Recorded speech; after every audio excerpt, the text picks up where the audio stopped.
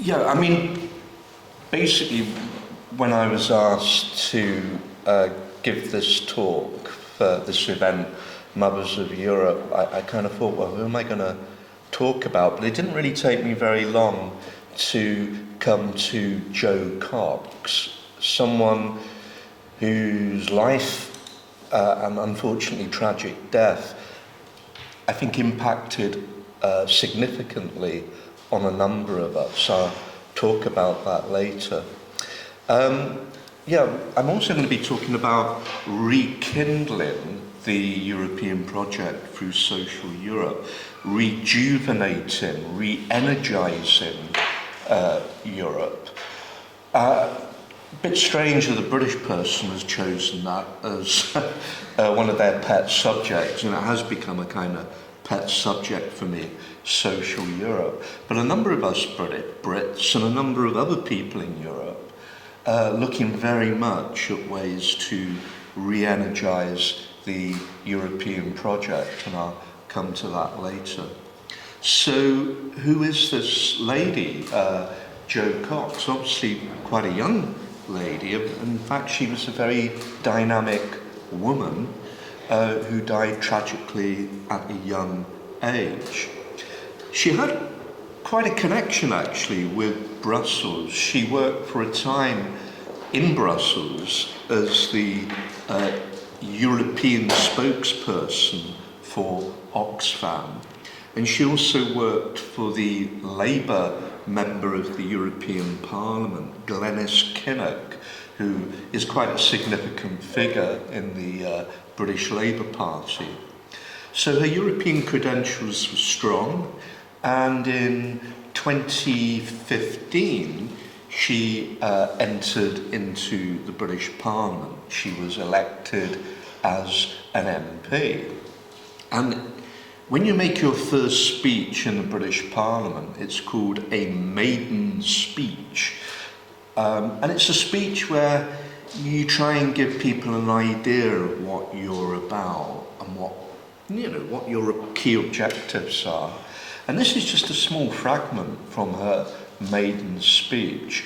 We are more united and have far more in common than what divides us. And I think that was the hallmark of Jo Cox. She was a consensus maker, but not consensus leading to compromises which are weak and wishy-washy. She had quite a radical agenda, but she believed consensus could be built around that. Some of her pet subjects, key focuses, were things like Syria. She believed Britain and other countries should do an awful lot more to help Syrian migrants. And she was quite successful in working with Conservative members of Parliament to promote the cause of Syrian migrants. She also did work on children in war zones, and again successfully worked with Conservatives. And another pet subject of hers, which is rather unusual, was trying to tackle the problem of loneliness. She wanted to establish a commission on this, and one was in fact established to get the government to consider, well, how can we reduce this problem? So some radical, unusual issues she picked up, and it wasn't surprising that when Britain decided to have a referendum on whether we should remain in the European Union, she decided to campaign very strongly for Remain. She was very concerned about nativism in the UK, which she had seen around the migrant issue. She believed countries had a moral responsibility to do more for migrants. So it wasn't surprising she was a Remainer and very concerned about the Leave camp and their wider agenda. She was prominent in the Remain campaign, and one day when she was walking back to her office in her constituency with some of her office workers, she was attacked. The attacker was armed, a man called Thomas Mayer, with a knife and a gun. She was stabbed and she was shot. And as she was attacked, the killer was shouting out things like, "Keep Britain independent, Britain first."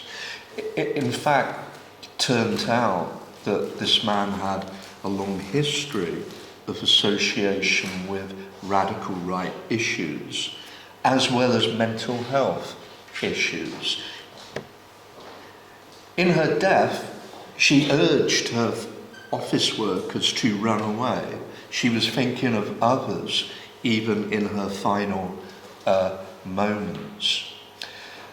I was absolutely shell-shocked. I was here in Hungary, and I thought the whole referendum was a kind of act of craziness, and the hysteria within British political society. I was quite taken aback at some of the claims, the lies, the deceptions that occurred in that referendum. But the most tragic moment, of course, was Jo Cox's death. And naively, I thought, well, surely now people in Britain have seen the consequences of this kind of demagoguery, hate speech, and reactive discourse. It led to the death of this woman. Surely, I thought, people in the referendum will now vote to remain, and the Remain camp will have a healthy majority. How naive I was. Jo Cox was literally killed about 3 days before the vote. And when the vote came through, yes, it was a narrow majority for Leave, but I was still incredibly shocked and incredibly disappointed. I was sickened also later that day when Nigel Farage, one of the key architects of the Leave campaign, said the Leavers had won the campaign without a shot being fired. That is quite a crass thing to say. He would have been aware that Jo Cox had been killed just literally days before and had been shot.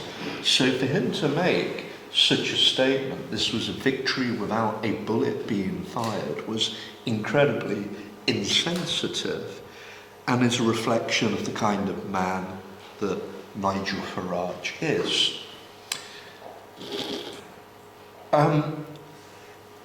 A British politician from the 70s called Roy Jenkins was very much against Britain having a referendum on Europe in 1975.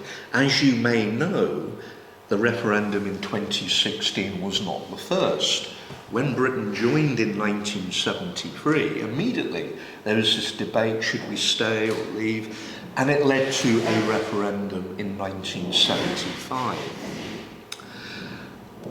Roy Jenkins, a Labour politician, was very much against the 1975 referendum.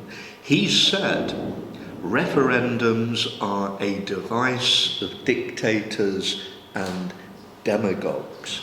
To some degree, I agree with him. If you look at the history of Nazi Germany, Hitler held a number of referendums, and these were used as instruments through propaganda to mobilize emotions, and through a very emotive, heavily laden propaganda campaign, Hitler could see you can manipulate these votes and you can stir up emotions in people.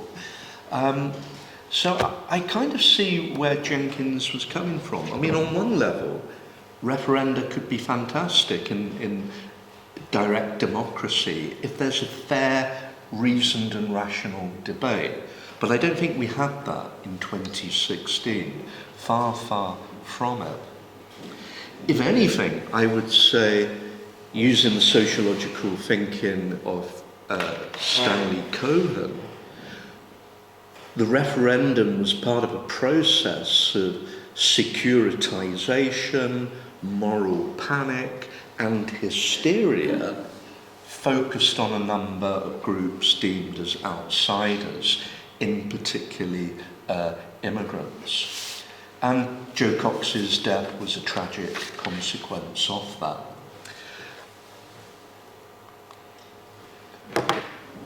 Before the referendum, Nigel Farage said, look, all this, European Union, it's taking over my country, I want my country back, he said frequently.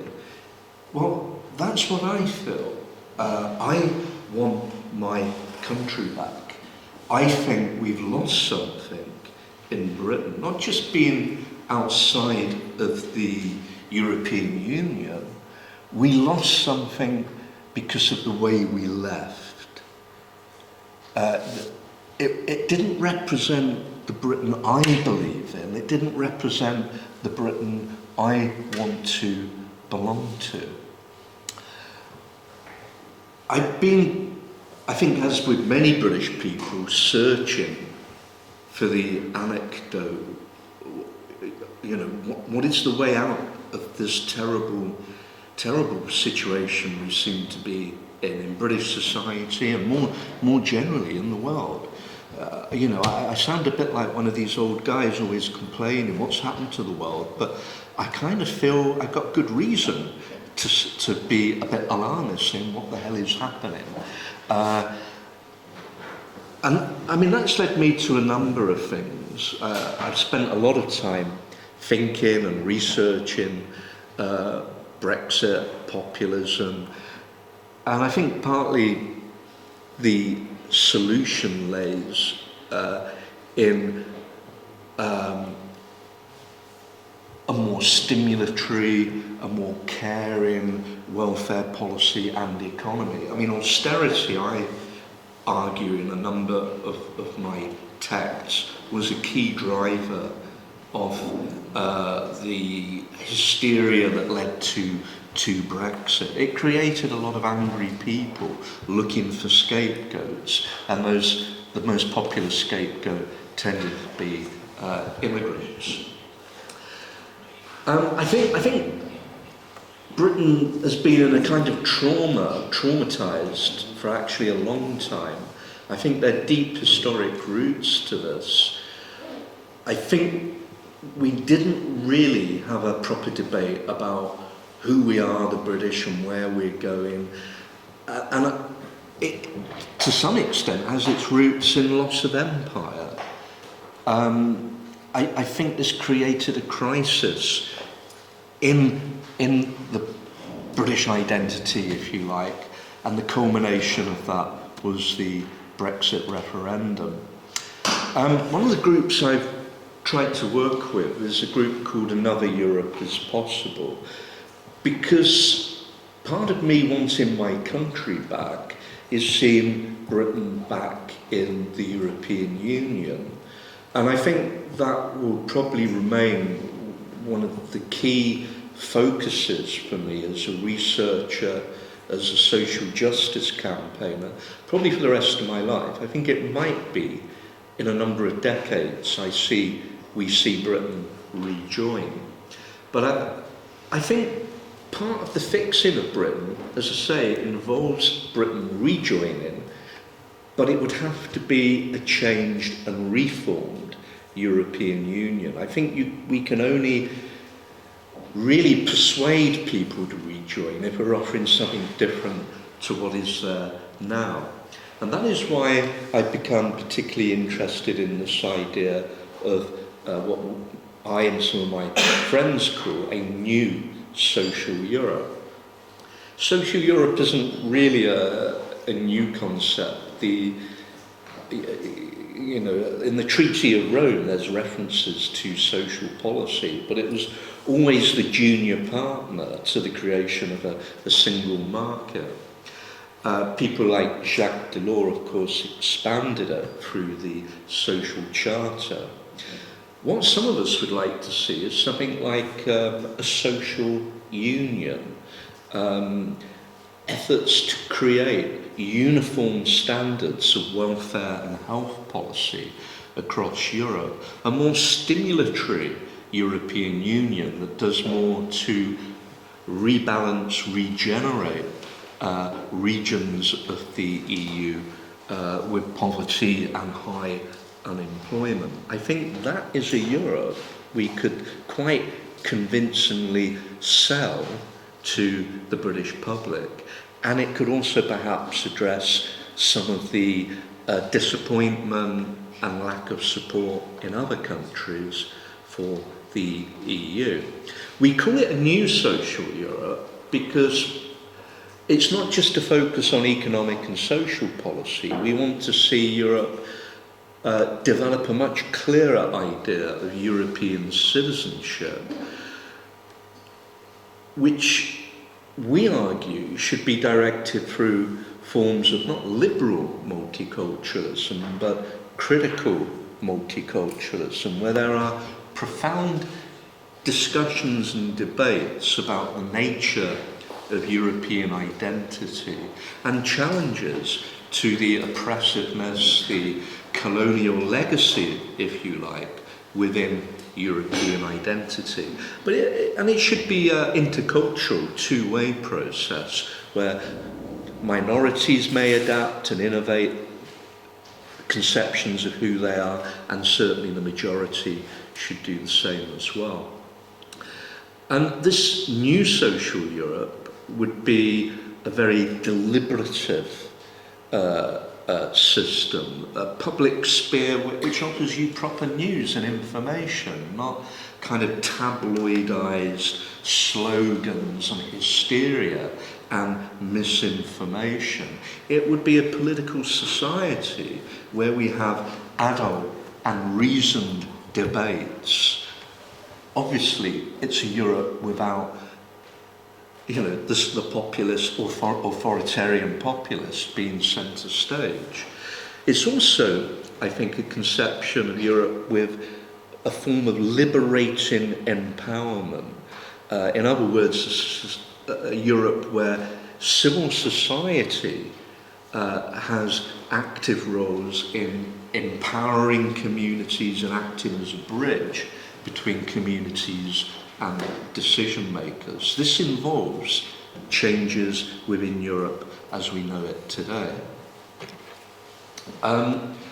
Basically, a lot of my thinking and work following the referendum found itself in this book. It was almost a form of therapy. I was full of so much angst and concern. And I was thinking, what the hell can I do? I'm stuck here in Hungary. Well, it's lovely to be here in Hungary, in fact. But what can I do here in Hungary? You know, I'm so far away from everything. As an academic, it seemed to me the best thing would be to put some of my thoughts into a book and try and have discussions with people in Hungary about what had happened in Britain. And in the book, I take a very sociological view. And a historical view of why Brexit happened. In our work as well, I think, and I have to say, one of the key drivers for some of this has been the memory of Cox. It's, you know, there are a number of things that motivate me, but that is one of them, and that, I say in the book, this was one of the factors that made me write the book, maybe the principal one. But also, these thoughts and feelings have found their way in some of the work I've done on the Roma. I've been involved for a number of years as a campaigner for Roma rights. I see the Roma issue as a litmus test for the civility of Europe, And I believe that this new conception of a new social Europe could improve the situation of the Roma. So that's been a sort of byproduct of my work in this area. And of course, this is my home as well. I see myself as Hunglish. I don't speak much Hungarian, very little in fact. But I have a Hungarian family here. I've lived here for many years. Perhaps Hungary's more my home now than Britain.